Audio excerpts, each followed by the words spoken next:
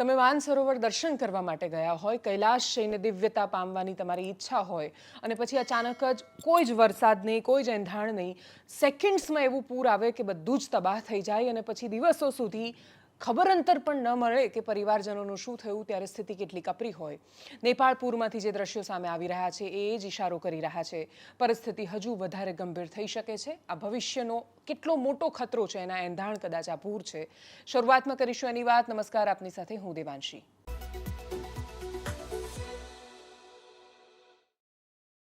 અધિકારિક રીતે 350 કરતાં વધારે માણસોના મૃત્યુ થઈ ગયા છે. 1400થી વધારે લોકો ગુમ છે. અનેક ભારતીયો છે. સત્તાવાર અહેવાલ જે સામે આવ્યો એમાં 288 ભારતીય નાગરિકો હજી એવા છે કે જે લાપતા છે, જેમનો હજી અતોપતો નથી મળ્યો. અતોપતો ન મળવો એને બહુ સંદેહની જેમ પરિવારજનો જુએ છે. હજુ એ રાહ જોઈને બેઠા છે, આશા રાખીને બેઠા છે. 18 ગુજરાતીઓનો સમાવેશ થાય છે. એક દંપતી છે, કિન્નરી પટેલ, મિહિર પટેલ. કિન્નરી મૂળ વડોદરાના છે, મિહિર અમદાવાદના મણિનગરના છે. ન્યૂઝીલેન્ડ રહે છે વર્ષોથી અને પછી એ કૈલાશ માનસરોવર યાત્રાએ ગયા હતા. એક ભાવિન રાવલ છે, ગાયબ છે. જે ગુજરાતના 18 લોકો છે એમાંથી 9 લોકો અમેરિકા રહે છે, 2 ન્યૂઝીલેન્ડના હતા, 2 કેનેડાના હતા, 1 ઓસ્ટ્રેલિયા હતા, 2 મુંબઈના, 1 અમદાવાદના અને 1 વલસાડના હતા. આ લોકોનો હજી કોઈ જ પતો મળ્યો નથી. અનેક લોકો બાકીના એવા પણ છે કે જે ત્યાં ફસાઈ ગયેલા છે, એમનો સંપર્ક થઈ ગયો છે, એ સામે છે પરંતુ એ ત્યાં ફસાયેલા છે. જ્યારે રેસ્ક્યુ ઓપરેશનના બધું જ ચાલી રહ્યું છે ત્યારે ભારતીય નાગરિકો જે લાપતા છે એના માટે કાઠમંડુ સ્થિત દૂતાવાસ જે ભારતનું છે એણે 3 નંબર જાહેર કર્યા છે. તમારી આસપાસ પણ કોઈ વ્યક્તિ છે જે તમને એવું લાગે છે કે ત્યાં નેપાળ પ્રવાસે ગયું હતું, તિબેટ ગયું હતું ને હવે એનો સંપર્ક નથી થઈ શકતો, તેમનો નંબર છે +977 9851 31 6807. બીજો નંબર છે +977 970 910 7500. ત્રીજો નંબર છે +977 981 032 6117.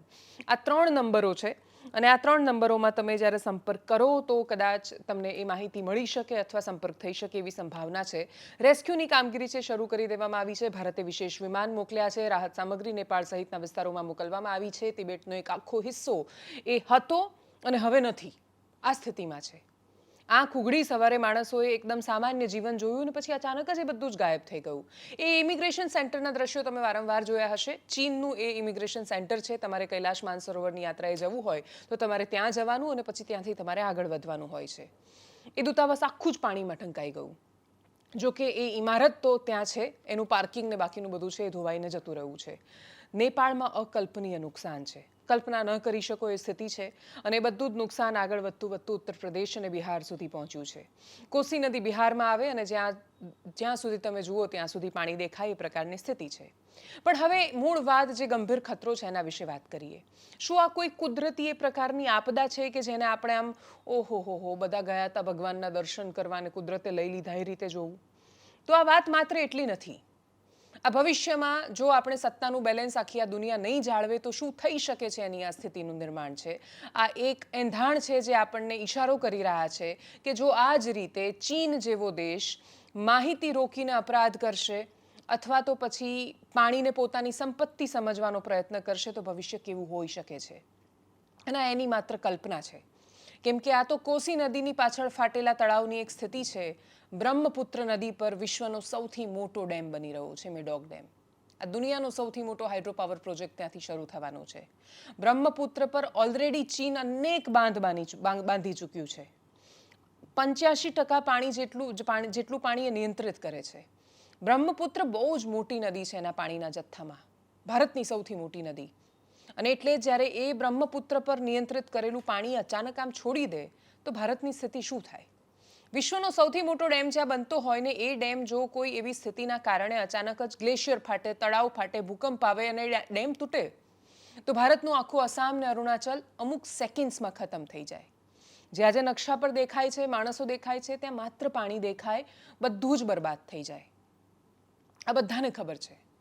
આ ભવિષ્યનું હાઇડ્રોપોલિટિક્સ છે કે પછી આ વોટર વોર છે. જો આ જળયુદ્ધ છે અને ચીને માહિતી અટકાવી છે તો એના પર ચિંતાથી વિચાર થવો બહુ જરૂરી છે.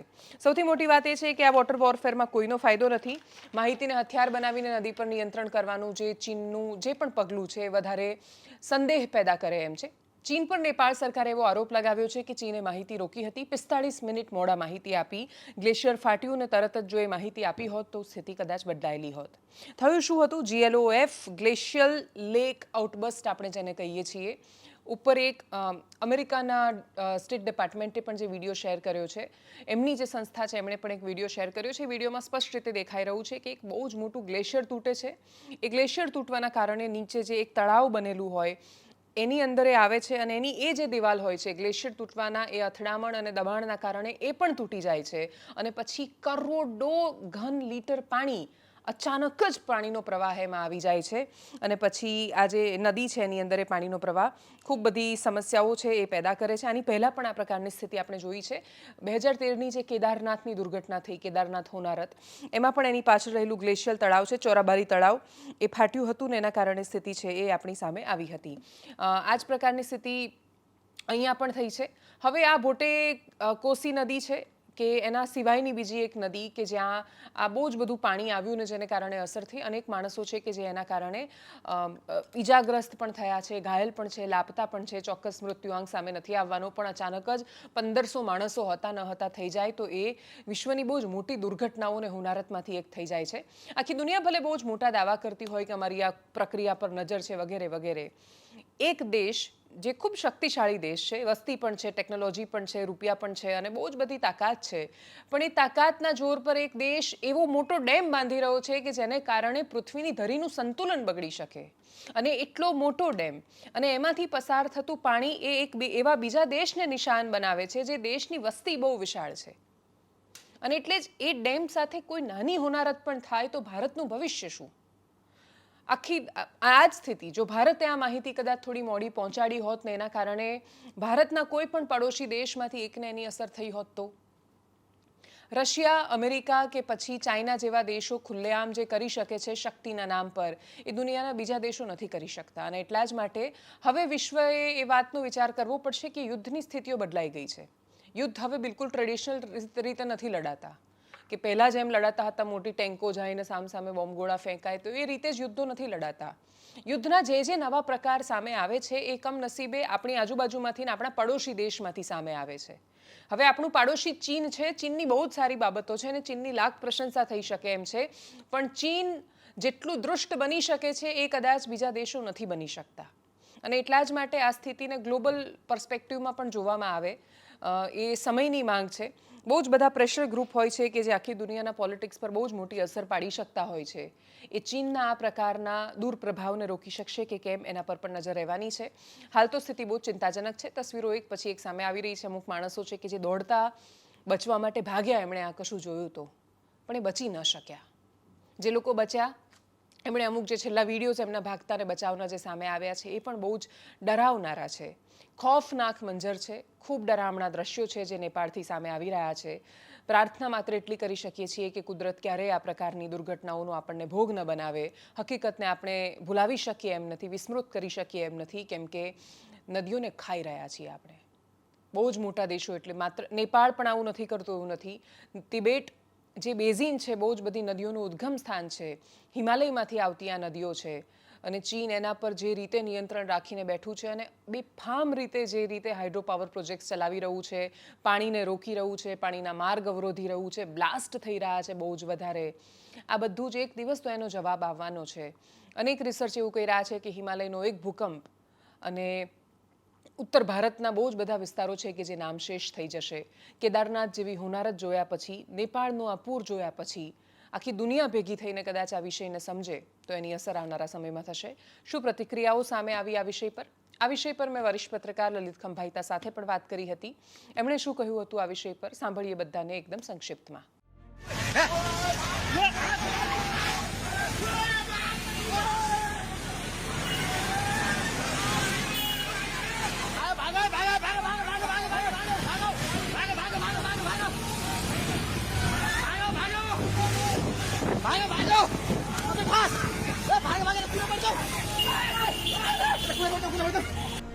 Oh my god, ભારે ભાગ ઘટાઓ ભાગ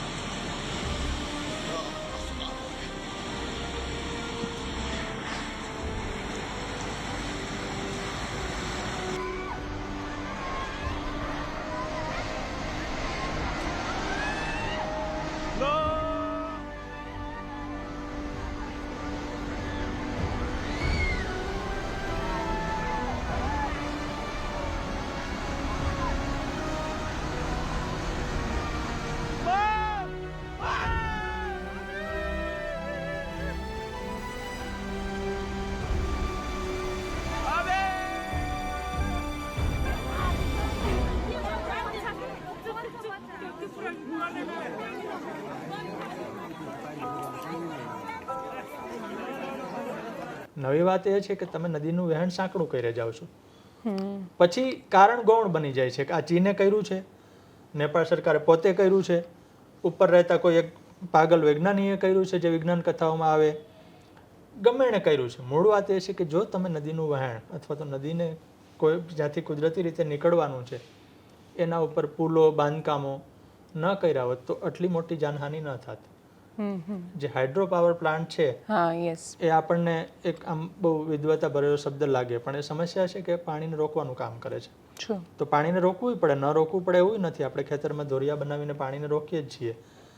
પણ ચીન એટલા બધા હાઇડ્રો પાવર ડેમ બનાવી રહ્યું છે, નેપાળમાં પણ બની રહ્યા છે, આપણે ઉત્તરાખંડમાં તેહરી ગઢવાલમાં પણ હાઇડ્રો પાવર. તો હાઇડ્રો પાવર છે એ ભૂકંપ માટેનું એક કારણ છે, કારણ કે પાણીનો મોટો જથ્થો છે એ વજન ઊભું કરે. વિજ્ઞાનીઓ વારંવાર કહી ચૂક્યા છે, હિમાલયન ઇન્સ્ટિટ્યૂટ ઓફ જીઓલોજી છે, વાડિયા ઇન્સ્ટિટ્યૂટ ઓફ જીઓલોજી છે, બધાના વિજ્ઞાનીઓના સંશોધન પત્રો આખા ન વાંચીએ અને ખાલી આપણે શીર્ષકો અને પેટા શીર્ષકો વાંચીએ તો એમાં સ્પષ્ટ લખ્યું છે કે હિમાલયમાં એક મોટો ભૂકંપ આવવાનો બાકી છે. અને એ પછી ઉત્તર ભારતની અને હિમાલયમાં રહેલી ઘણી વસ્તી એ કંઈ નહીં જોઈ શકે, કારણ કે એ આખો ભૂકંપ આવશે.